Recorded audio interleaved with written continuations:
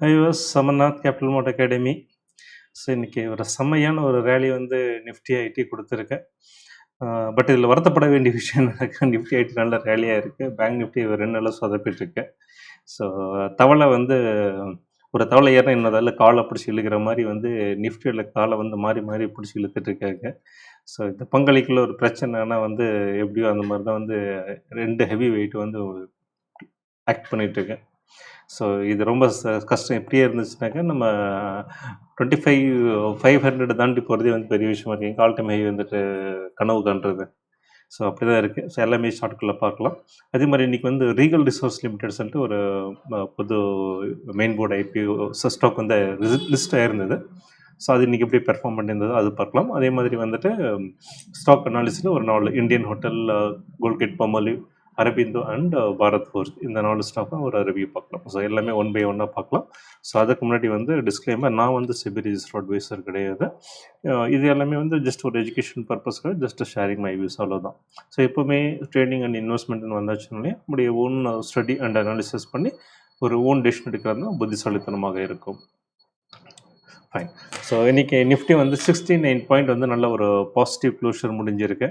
ஒரு டீசெண்டான ஒரு பாசிட்டிவ் க்ளோஷர் தான். பட் இது மெயினாக எல்லாமே வந்து எங்கேருந்து வந்திருக்கு அப்படின்னாக்கா, இந்த நிஃப்டி ஐடிலேருந்து 933 பாயிண்ட் நிஃப்டி ஐடி வந்துட்டு இன்றைக்கி பாசிட்டிவாக 2.69% வந்து பாசிட்டிவ் க்ளோஷர். அதே மாதிரி லார்ஜ் கேப்பில் வந்து நிஃப்டி 100 வந்து அதுவும் வந்து ஓரளவுக்கு தான் பெர்ஃபார்ம் பண்ணியிருந்தது. மிட் அண்ட் ஸ்மால் கேப் ஓரளவுக்கு டீசெண்டாக பெர்ஃபார்ம் பண்ணுதுன்னு சொல்லலாம். பட் இதில் வருத்தப்படக்கூடிய விஷயம் அப்படின்னாக்கா, மிட் கேப் மைக்ரோ கேப் வந்து கொஞ்சம் மார்ஜினல் நெகட்டிவ். ஸோ அது வந்து அட்லீஸ்ட் அந்த மிட் கேப் ஸ்மால் கேப் அளவுக்கு வந்து பெர்ஃபார்ம் பண்ணியிருந்ததுனாக்கா இது கொஞ்சம் கான்ஃபிடென்ட்டாக இருக்க முடியும். ஸோ இங்கே வந்து கொஞ்சம் கான்ஃபிடென்ட் உதவாங்குது. இன்னொன்று வந்து பார்த்தீங்கன்னாக்கா, Nifty and Nifty IT and bank வந்துட்டு மாறி மாறி வந்து இப்போ களவாடிட்டு இருக்காங்க. ஸோ இதனால் வந்து டோட்டலாக வந்து ஒரு பாசிட்டிவிட்டி நேற்றுலாம் வந்தது வந்து கொஞ்சம் ஒரு கேள்விக்குறியான மாதிரி இருக்குது. இன்னும் சார்ட்டில் பார்க்கும்போது நமக்கு இன்னும் தெளிவாகவே தெரியும். ஸோ சார்ட் பார்க்குறதுக்கு முன்னாடி செக்டரல் இண்டெக்ஸஸ் பார்க்கலாம். ஸோ ஆப்வியஸ்லி வந்து நிஃப்டி ஐடி பார்த்தீங்கன்னா டாப் 2.69%. அதுக்கு அடுத்ததுன்னு பார்த்தீங்கன்னாக்கா எஃப்எம்சிஜி வந்து 1.39% வந்து நல்ல பாசிட்டிவ் க்ளோஷர். ரியாலிட்டி வந்து 1.06. ஸோ இந்த டாப் 3ல வந்து இந்த 3 செக்டர் இருக்குது. பாட்டம் சைடில் பார்க்கும்போது வந்து மீடியா வந்து செம்ம அடி வாங்கிச்சு இன்றைக்கி. 1.982% அப்படி சொல்லலாம், மைனஸில் போயிருந்தது. தென் ஃபார்மா நேற்று வந்து சுமார் தான் பெர்ஃபார்ம் பண்ணியிருந்தது. ஃபார்மா, ஹெல்த் கேர் இன்றைக்கி வந்து அதே மாதிரி வந்து நியர்லி 0.5% வந்து நெகட்டிவில் போயிருக்கு. ஸோ பார்த்திங்கன்னா ஒரு 50% செக்டர்ஸ் வந்து பாசிட்டிவ், ஒரு 50% செக்டர்ஸ் வந்து நெகட்டிவில். அது மதில் மேல் பூனை மாதிரி வந்துட்டு இவங்களை வந்து கஸ் பண்ணி ஒரு முடிவுக்கே வரக்கூடாது. அது எப்படின்னாக்க வர வர நம்முடைய செக்டர்ஸ் எல்லாம் வந்து டேரிஃப் கம்ப மாதிரி ஆயிடுச்சு. எப்போ என்ன பண்ணுவாங்கன்னே தெரியல அப்படின்ற மாதிரி தான் இதுவும் ஆயிடுச்சு. ஒருவேளை அதோடைய தாக்கம் வந்து இந்த மாதிரி இருக்குதுன்னு நினைக்கிறேன். ஓகே. ஸோ இன்றைக்கி வந்து இன்றைக்கி இண்டெக்ஸ் வந்து எப்படி கான்ட்ரிபியூட் பண்ணாங்கன்னு பார்த்தீங்கன்னாக்கா, ஆப்வியஸ்லி வந்து இன்ஃபோசிஸ் வந்து அவுட் ஆஃப் 69 பாயிண்ட் வந்து 44 பாயிண்ட் வந்துட்டு நிஃப்டியிலேருந்தே வந்தது. அதே மாதிரி டிசிஎஸ்லேருந்து 18 பாயிண்ட்ஸ் வந்திருக்கு. ஸோ பார்த்தோன்னாக்கா இந்த ரெண்டுமே வந்து மொத்தமாக தூக்கி நிறுத்திருக்கு அப்படின்னு சொல்லலாம். ஸோ டவுன் சைடில் வந்து சொல்லிக்கொண்ட மாதிரி சிக்னிஃபிகண்ட்டாக வந்து எந்த ஒரு ஸ்டாக்கும் பெரிய அளவில் மைனஸில் எடுத்துகிட்டு போகல. ரிலையன்ஸ் ஒரு -10 பாயிண்ட்ஸ், ஐசிஐசிஐ வந்து ஒரு -8 பாயிண்ட்டை வந்து எடுத்துகிட்டு போயிருக்கேன். ஸோ இங்கேயும் பார்த்தீங்கன்னா ஒரு 50% வந்து ஒரு க்ரீன் சைடு, ஒரு 50% வந்து ரெட்டில் இருக்கனால வந்து ஒரு பேலன்ஸ்டாக வந்து முடிஞ்சிருக்கு. ஒரு ஜஸ்ட் மார்ஜினலி 69 பாயிண்ட் வந்து பாசிட்டிவ் க்ளோஷரோட. ஓகே சார், நான் இப்போ வந்து ஓவராலாக வந்துட்டு மார்க்கெட் டைரக்ஷன் எப்படி இருக்குன்றதை பார்த்து விடலாம்.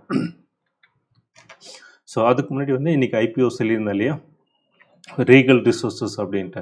ஸோ இது வந்துட்டு ஃபுட் ப்ராசஸிங் செக்டரில் இருக்கிற ஒரு ஸ்டாக். அது புது ஐபிஓ. 102 ரூபா வந்து இஷ்யூ ப்ரைஸ் ஆக்சுவலாக. ஸோ இன்றைக்கி லிஸ்ட் ஆனதில் பார்த்தீங்கன்னாக்கா இன்ட்ராடேயில் வந்துட்டு ஹை பார்த்தீங்கன்னா 145 வரை போயிட்டு க்ளோசிங்கில் 131 முடிஞ்சிருக்கு. 29% வந்து பாசிட்டிவ் க்ளோஷர். ஸோ லிஸ்டான ஃபஸ்ட்டு நல்ல ஒரே நல்ல 29%. இதெல்லாம் வந்துட்டு செம்ம லக்கி அப்படின்னு தான் சொல்லணும். இந்த யாருக்கு வந்து இதில் கிடச்சிருந்ததும். பட் எல்லா இப்போவும் இது மாதிரி இருக்குது. ஸோ சில டைம் வந்து ஒரு 4-5 நாள் நல்லா பெர்ஃபார்மெண்ட், அப்புறம் திடீர்னு கீழே விழுறதெல்லாம் இருக்குது.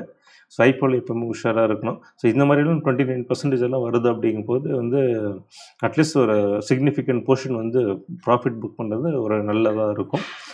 ஐபிஓவில் எனக்கு அந்தளவுக்கு எக்ஸ்பீரியன்ஸ் கிடையாது. நான் அதை நம்புறதும் கிடையாது. எனக்கு தெரிஞ்ச பேயை நம்பலான்னு தெரியாது, தேவதையை நம்பக்கூடாதும்பாங்க. நான் ஆல்ரெடி சொல்லியிருப்பேன். தேவதைன்றது துஷ்ட தேவதை இருந்தாலும் சரி, நல்ல தேவதையாக இருந்தாலும் 2 ஒரே மாதிரி இருக்கும். பார்க்கறதுக்கு வந்து ஒரே மாதிரி இருக்கும். அதோட செயலை தான் நம்ம கண்டுபிடிக்க முடியும். பட் இதே பேயினை இப்படி தான் பண்ணணும்னு தெரியும். ஸோ அது மாதிரி வந்துட்டு ஆல்ரெடி லிஸ்டட் ஸ்டாக் வந்து கிட்டத்தட்ட அது மாதிரி தான். நம்ம சார்ட்டை வச்சு ஒரு ஃபண்டில் வச்சு இது இப்படி தான் இருக்குன்னு சொல்லிட்டு அதுக்கு தகுந்த நம்ம பொசிஷன் எடுத்துகிட்டு போயிடலாம். பட் ஐபிஓவில் வந்து வந்தது போனதுன்ற மாதிரி தான் வந்து இருக்கும். ஓகே, சரி, நெக்ஸ்ட் வந்து நம்ம நிஃப்டியோட பெர்ஃபார்மன்ஸ் அதெல்லாம் பார்த்துடலாம். ஸோ நிஃப்டி பார்த்தீங்கன்னாக்கா ஏக்தம் இங்கே ஒரு கால் அங்கே ஒரு கால் வச்சுட்டு இப்போ வந்து அடுத்த லெவல் போகிறதுக்கு கொஞ்சம் திணறுது. ஸோ என்னதான் வந்து ஒரு பாசிட்டிவாக தான் முன்னாள் முடிஞ்சிருந்தா கூட இன்னைக்கு கூட வந்து 69 பாயிண்ட் பாசிட்டிவாக முடிஞ்சிருக்கு. பட் நல்ல சிக்னிஃபிகண்ட்டாக மேலே போயிருக்க வேண்டியது. பேங்க் வந்து கொஞ்சம் சரியாக சப்போர்ட் கொடுக்கல. ஸோ இப்போ பார்த்தீங்கன்னாக்கா இமீடியட் சப்போர்ட் அப்படின்றது 25,000. அது வந்து ஒரு மைனர் சப்போர்ட்டை தான் எடுத்துக்க முடியும். ஸோ ஒரு மேஜர் சப்போர்ட் வந்து 24,000 வந்துட்டு 24,900 வந்து ஒரு மேஜர் சப்போர்ட்டாக இருக்கும். தென் வந்து நம்ம பேங்க் பார்த்துடலாம். ஸோ பேங்க் பார்த்தீங்க அப்படின்னாக்கா ஸோ இமிடியேட் சப்போர்ட் 55,000, டார்கெட் வந்து 57,500 பழைய ஆல் டைம் ஹை. ஸோ அதுக்கு இடைப்பட்ட நிலையில் வந்து அப்படியே தள்ளாடிட்டு இருக்குது. பெரிய லெவலில் இருந்து ஒரு மொமெண்டம் வந்து சுத்தமாக போயிடுச்சு இதில். ஸோ அப்சைட் மொமெண்டம் வரணும். அப்படி இல்லைன்னாக்கா இது வந்து இந்த 55க்கு வந்து கீழே அது ஒரு சப்போர்ட்டில் வந்து கீழே வரும். ஸோ அங்கே வந்து ஐடி என்ன தான் சப்போர்ட் பண்ண கூட நிஃப்டிக்கு வந்து எந்த பிரயோஜனமும் இல்லை அப்படின்றதுனால வந்து அந்த மாதிரி தான் வந்து முடியும். பார்க்கலாம் வரக்கூடிய நாட்கள் எப்படி இருக்குது அப்படின்றத. தென் வந்து நிஃப்டி ஐடியை வந்து ஸோ நேற்று கூட சொல்லியிருந்தேன், நல்ல ஒரு டெசைசிவ் கேண்டில் வரணும்னு சொல்லிட்டு நல்ல ஒரு சம்மர் டெசைசிவ் கேண்டில் இது. ஸோ இது வந்து ஃபர்தராக ஒவ்வொரு நாளும் இதே நம்ம எதிர்பார்க்க முடியாது. பட் ஸ்டில் வந்துட்டு ஒரு நல்ல ஒரு சிக்னிஃபிகண்ட் ஒரு டீசென்ட் க்ளோஷர் வந்தது அப்படின்னாக்கா நல்ல ஒரு மொமெண்டம் கெயின் ஆகும். அது வந்து இப்போ லாஸ்ட் ஸ்விங் ஹை 39,500. ஸோ இது வந்து இப்போ இமீடியட் டார்கெட்டாக இருக்கும்.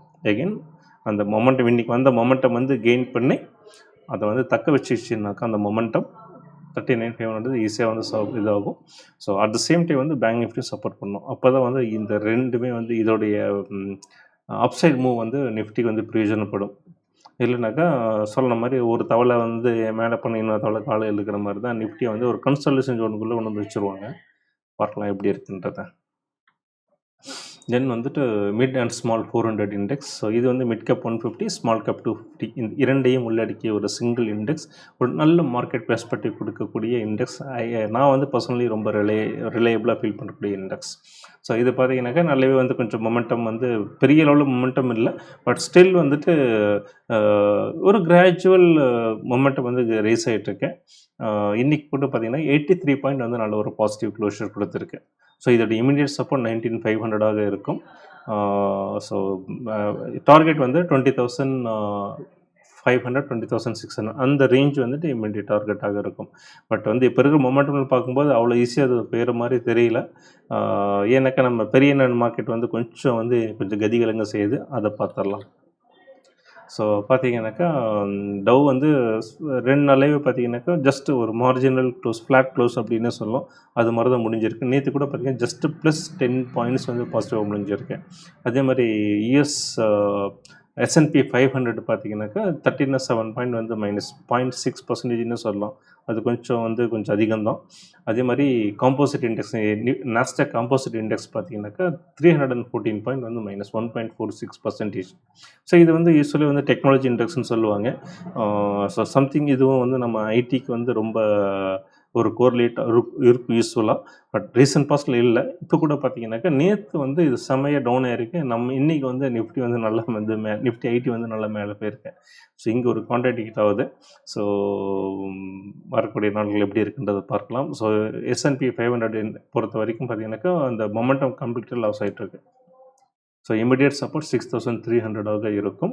அதே மாதிரி நாஸ்டாக் காம்போசிட் இண்டெக்ஸ் வந்து அதோட இமிடியேட் சப்போர்ட் 21,000 இருக்கும். ஸோ இப்போ பார்த்தீங்கன்னாக்கா அது வந்து ஏதோ ஒரு மீன் ரிவர்ஷன் மாதிரி வந்து ஒரு பேக் எடுத்துகிட்ருக்கு. இது நல்லா போன காலத்தில் நம்மளது எதுவும் போகலை. இது கீழே வர காலத்தில் நம்மளது மேலே போயிருமோ அப்படின்றது ரொம்ப டவுட்டாக தான் இருக்குது. ஸோ ஓவராலாக பார்க்கும்போது இப்போ அவங்க மார்க்கெட்டில் ஒரு சின்ன நெகட்டிவிட்டி தெரியுது. நம்மளது ஒரு பாசிட்டிவிட்டி வந்த மாதிரி இருந்தது. அப்புறம் பார்த்தீங்கன்னாக்கா, இப்போ கொஞ்சம் டவுட்ஃபுல்லாக இருக்குது. ஸோ ஓவராலாக ஒரு தீர்மானமாக எதையுமே ஒரு ப்ரெடிக்ட் பண்ண முடியல. யூசுவலாக மார்க்கெட் நம்ம ப்ரெடிக்டே பண்ண முடியாது. எப்படி போனாலும் அது சமாளிக்கக்கூடிய நிலையில தான் நம்ம இருக்கணும். ஸோ இருந்தாலும் அந்த ஒரு ரெஃபரன்ஸ்ன்னு கூட எடுத்துக்கலாம். இப்படி தான் இருக்கும் அப்படின்ற மாரி. அத இந்த ஒரு பாசிட்டிவிட்டியும் இப்போது சொல்ல முடியல. பார்க்கலாம். வரக்கூடிய நாட்கள் எப்படி இருக்குன்றத. சரி, இதுங்கெல்லாம் போய் தொலையுது. நம்ம இது பார்த்துடலாம். ஒரு 4 ஸ்டாக்ஸ் இருந்தாலும் யூசுவலாக பார்ப்போம் இல்லையா? ஸோ F&Oல டாப் கெய்னரில் இன்னைக்கு இண்டியா ஹோட்டல் அண்ட் கோல்கேட் பாமாலிவ் இந்த 2 ஸ்டாக் பார்க்கலாம். அதே மாதிரி லூசிங் சைடில் Aurobindo pharma and Bharat forge. So இந்த ஸ்டாக்ஸ் எப்படி இருக்குன்றதை பார்க்கலாம். ஸோ ஃபஸ்ட்டு இந்தியா ஹோட்டல் பார்த்தீங்கன்னா, நல்ல ஒரு கன்சாலிடேஷன் ஜோனில் 740லேருந்து 780 இந்த ஒரு கன்சாலிடேஷன் ஜோனில் இருந்து இந்த ஸ்டாக் நல்ல ஒரு பிரேக் அவுட் 4.08% இன்னைக்கு பாசிட்டிவ் க்ளோஷர், நல்ல ஒரு பிரேக் அவுட் 32 பாயிண்ட்ஸ் மேலே வந்திருக்கு. ஸோ அதோட இமீடியட் டார்கெட் 850 இருக்கும். இந்த செகண்ட் லெவல் டார்கெட் 890 இருக்கும். ஸோ இது இந்த ஃபஸ்ட் லெவல் டார்கெட் 850 டச் பண்ணுறதுக்கு நிறைய வாய்ப்புகள் இருக்குது. ஏன்னா அந்த பிரேக் அவுட் நல்ல ஒரு டிசைசிவ் பிரேக் அவுட். ஸோ இது இந்த ஹோட்டல். தென் கோல்கேட் பாமாலிவ் பார்க்கும்போது ஆல்ரெடி ஒரு டவுன் ட்ரெண்டில் தான் இருக்குது. இந்த சேனல் பார்த்தா நமக்கு நல்லா தெரியும். ஸோ இன்றைக்கி நல்லதாக 3.65% நம்மளுக்கு பாசிட்டிவாக வந்திருந்தால் கூட இன்னும் அந்த சேனல் பிரேக் பண்ணலை. ஸோ இது இன்றைக்கோட பாசிட்டிவிட்டி நம்ம பெரிய லெவலில் நம்ம எதிர்பார்க்க முடியாது.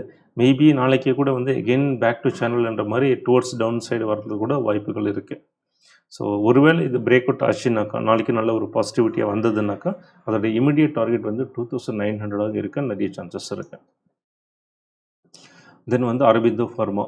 ஸோ நேற்று ஃபார்மா சரியாக பெர்ஃபார்ம் பண்ணல, இன்றைக்கும் சரியாக பெர்ஃபார்ம் பண்ணல. இன்றைக்கி அரபிந்தோ ஃபார்மா பார்த்தீங்கன்னாக்கா 3.97%, 4% கூட சொல்லலாம், நெகட்டிவில் முடிஞ்சிருக்கு. So but what ever it maybe, இது ஒரு வித்தின் த சேனலில் தான் ட்ராவல் ஆகிருக்கும். டவுன் சைட் சேனல் சொல்லலாம். ஸோ அதில் தான் ட்ராவல் ஆகிட்டுருக்கு. ஸோ அதோடைய நெக்ஸ்ட் சப்போர்ட் பார்த்தீங்கன்னாக்கா 1000 இருக்கும். இமிடியேட் சப்போர்ட் 1000 இருக்கும். தென் பாரத் ஃபோர்ஜ். ஸோ இதுவும் பார்த்திங்கன்னா ஒரு டவுன் சைடு சேனல்லே ட்ராவல் ஆகிட்டுருக்கு. ஸோ இன்றைக்கி 2.49% மைனஸில் வந்திருக்கு. ஸோ இதோடைய இமீடியட் டார்கெட் இதுவும் பார்த்திங்கனாக்கா இந்த ரேஞ்ச் 1100 ஒரு இமீடியட் சப்போர்ட்டாக இருக்கும். டவுன் சைட் சப்போர்ட்டில் அதாக இருக்கும். ஸோ அப் சைட் கஷ்டம்தான் இது. ஸோ இந்த 4 ஸ்டாக்கும் வச்சுருக்கிறவங்க உங்களுடைய ஓன் ஸ்டடி அண்ட் அனாலிசிஸ் பண்ணி உங்களுடைய ஓன் டிசிஷன் எடுங்க. ஐ ஹோப் இந்த வீடியோவோட முடிச்சுக்கலாம். ஸோ மீண்டும் நாளை அடுத்த வீடியோவில் சந்திப்போம். Until then bye. தேங்க்யூ.